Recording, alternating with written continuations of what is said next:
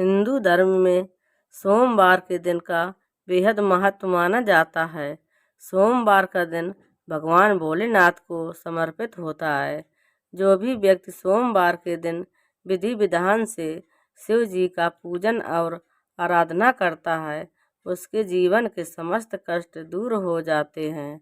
इसके साथ ही जीवन में सुख एवं समृद्धि का वास हो जाता है। भगवान भोलेनाथ को बेहद जल्दी प्रसन्न होने वाला देवता भी माना जाता है। भोलेनाथ का विवाह पार्वती जी के साथ हुआ था। इसके लिए पार्वती जी ने सैकड़ों वर्षों तक कठिन तप किया था। तप के बाद एक वक्त ऐसा भी आया था जब पार्वती जी को भगवान शिव की परीक्षा का सामना करना पड़ा था। आइए जानते हैं ये पौराणिक कथा। पौराणिक कथाओं के अनुसार माता पार्वती ने भगवान शिव को अपने पति के रूप में पाने के लिए सैकड़ों वर्षों तक कठोर तप किया था। उनकी तपस्या को देखकर देवताओं ने शिव जी से देवी पार्वती की मनोकामना पूरी करने की प्रार्थना की थी। इसके बाद भोलेनाथ ने सप्तऋषियों को पार्वती जी की परीक्षा लेने के लिए भेजा। इस परीक्षा के दौरान सप्तऋषियों ने शिव जी के ढेरों अवगुणों को बताते हुए माता पार्वती शिव जी से विवाह न करने को कहा, लेकिन पार्वती जी अपने निर्णय से टस से मस नहीं हुई। इस पर खुद भोलेनाथ ने माता पार्वती की परीक्षा लेने का निर्णय किया। माता पार्वती के तप से प्रसन्न होकर शंकर जी उनके सामने प्रकट हुए और उन्हें वरदान देकर अंतर्ध्यान हो गए। कुछ क्षणों बाद ही एक मगरमच्छ ने एक लड़के को पकड़ लिया और लड़का मदद के लिए पुकारने लगा। बच्चे की आवाज़ सुनकर पार्वती जी नदी किनारे पहुंची और उनका मन द्रवित हो गया।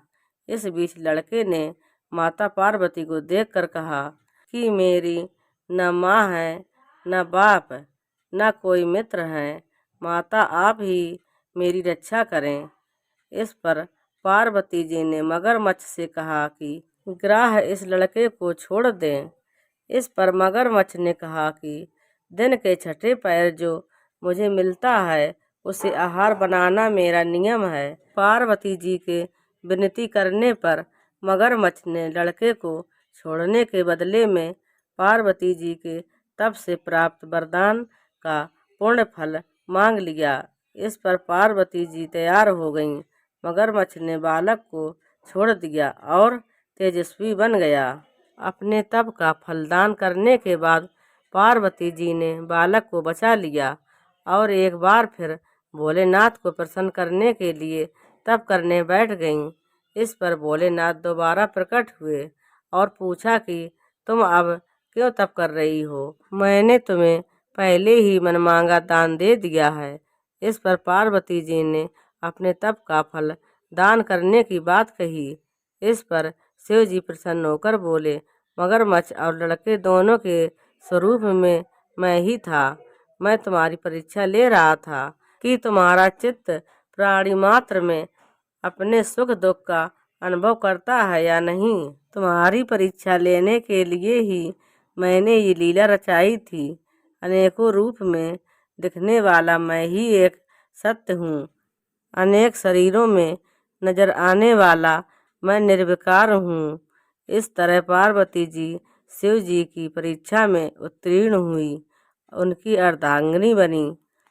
तो दोस्तों, अगर आपको हमारी कहानी पसंद आई हो तो प्लीज़ हमारे वीडियो को लाइक करें, चैनल को सब्सक्राइब करें। धन्यवाद।